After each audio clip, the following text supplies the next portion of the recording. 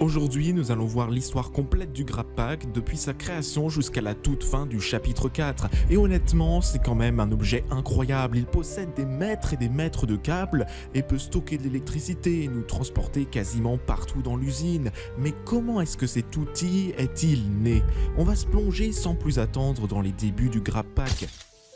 C'est vers 1984 que le Grappak fut créé par nul autre que le fondateur de Playtime Co, Elliot Ludwig, et cet outil allait d'ailleurs trouver une utilité inattendue dans l'un des jeux d'arcade de l'entreprise, le fameux Waka Wuggy. Vous vous souvenez, ce jeu où vous étiez dans une pièce pleine de trous et où il fallait utiliser le Grappak pour repousser les Huggies avant qu'ils ne vous fassent perdre la partie. Mais attention, dans la vraie vie, c'était plutôt avant qu'ils ne nous tordent la tête. Pourtant, en novembre 1990, un incident marqua un tournant. Theodore Grambel, l'un des orphelins, s'empara d'une version plus récente du Grappak, le fameux Grappak 2.0, celui que nous finirons par obtenir au chapitre 3.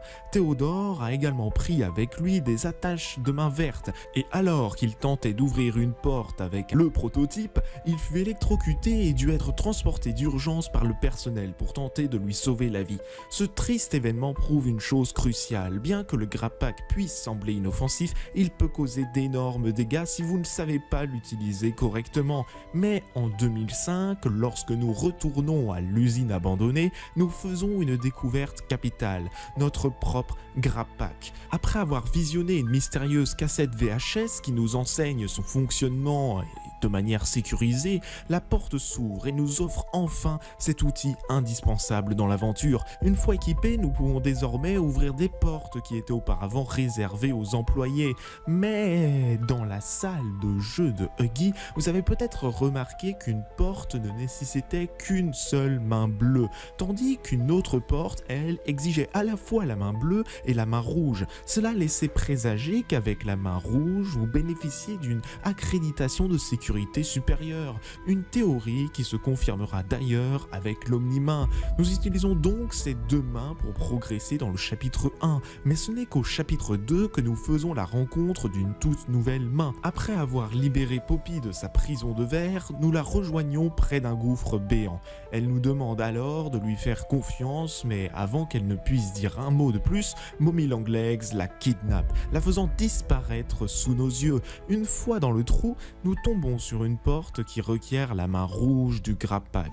Donc, nous nous apprêtons à la scanner, mais Mommy Longlegs surgit et nous arrache notre main avec une vitesse de dingo, juste avant qu'elle n'atteigne le scanner, nous laissant totalement estropiés. Nous ne pouvons plus utiliser la main rouge et il faudra attendre le chapitre 4 pour en obtenir une nouvelle. Heureusement, juste avant d'accéder à la zone de la mémoire musicale, nous avons eu la chance de découvrir une pièce où étaient fabriquées les mains vertes du Grappak.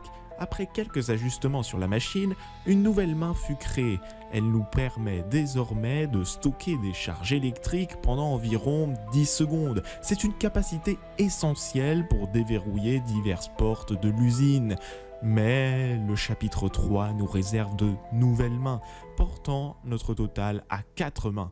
La première est la main violette, qui utilise une sorte d'électricité pour nous propulser dès que nous touchons une plaque violette au sol, et elle nous permet d'atteindre de nouvelles zones dans l'usine. Donc, pour éviter des chutes mortelles après ces propulsions, le Grappak est désormais équipé de propulseurs d'air qui amortissent l'impact, ce qui signifie que nous ne subissons plus de dégâts de chute, contrairement au chapitre 2 où le jeu ralentissait avant l'impact, mais cela n'explique toujours pas comment nous avons pu atterrir la tête la première sur ce rocher au chapitre 4. Mais ne nous avançons pas trop, nous découvrons également la main lance-fusée, qui elle est essentielle pour repousser les Smiling Critters, les créatures souriantes qui nous pourchassent. Elles semblent être terrifiées par la lumière ou la chaleur des projectiles. Grâce à ces nouvelles mains, nos capacités au sein de l'usine sont décuplées. Nous pouvons escalader des zones inaccessibles le long du pont, repousser toutes les créatures souriantes et, à la toute fin du jeu, utiliser la main verte pour électrocuter Catnap, le faisant s'effondrer au sol comme une crêpe.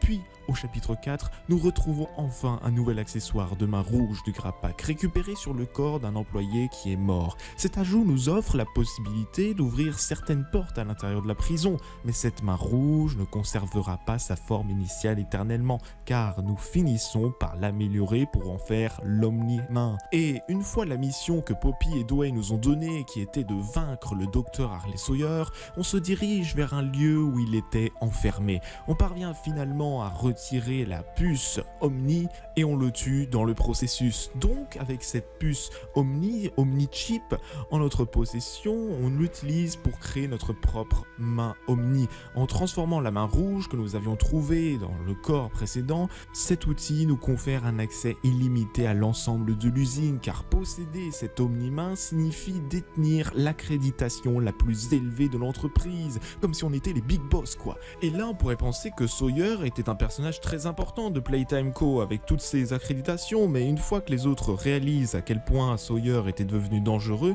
ils avaient fait un plan terrifiant, le transplanter dans un gigantesque conteneur métallique.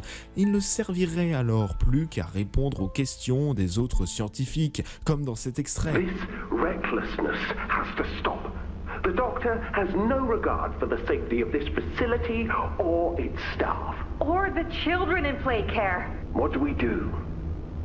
There is one thing I can think of.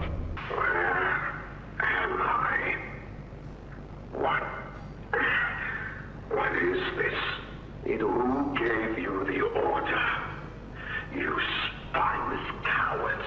After all I've done for this project, for this company. I gave the order, Sawyer. Let me tell you how this is gonna go, Sawyer. From now on, you're here to give the lab boys answers when they need them, and carry out procedures when and how we tell you to.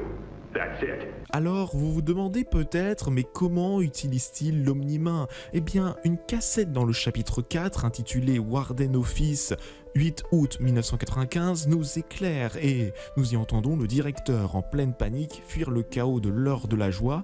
Il réussit apparemment à regagner son bureau où il s'entretient avec Harley Sawyer. Face à l'horreur ambiante, le directeur place une confiance aveugle en Harley et lui confie cette Omni-Main sous la promesse que Sawyer ouvrirait et fermerait les portes pour guider hors de l'usine le directeur afin de lui sauver sa vie. The four of us have that kind of clearance. Does any of that matter now? It's your life we have to protect. You have executive access, the Omni Hand. If you give it to me, I can get you anywhere. I'll have control over everything. I'm giving you the tool. Just get me out of here, please. Of course. Mais la tranquillité déconcertante de Sawyer laissait clairement entendre qu'il avait tout planifié depuis le début. Donc, pour s'assurer qu'aucun témoin de l'heure de joie ne s'échapperait de l'usine, il a très probablement conduit le directeur droit vers une mort certaine. Et à la toute fin du chapitre 4, nous utilisons notre Omni-Main pour tenter d'entrer dans les laboratoires. Mais à cause d'une cassette VHS qui a été placée dans la pièce menant au laboratoire, nous n'avons pas réalisé que tout ça n'était qu'en fait un piège. Nous nous retrouvons donc maintenant avec l'Omni-Main, la main violette, la main lance-fusée, mais qu'est-ce que vous en pensez? Est-ce que Mob Entertainment va créer d'autres types de mains pour le chapitre 5? Dites-le moi dans les commentaires, et vous pouvez cliquer sur les vidéos qui apparaissent à l'écran, car ici on décortique le lore complexe de Poppy Playtime. Et si vous voulez être informé des sorties de nouvelles vidéos, vous pouvez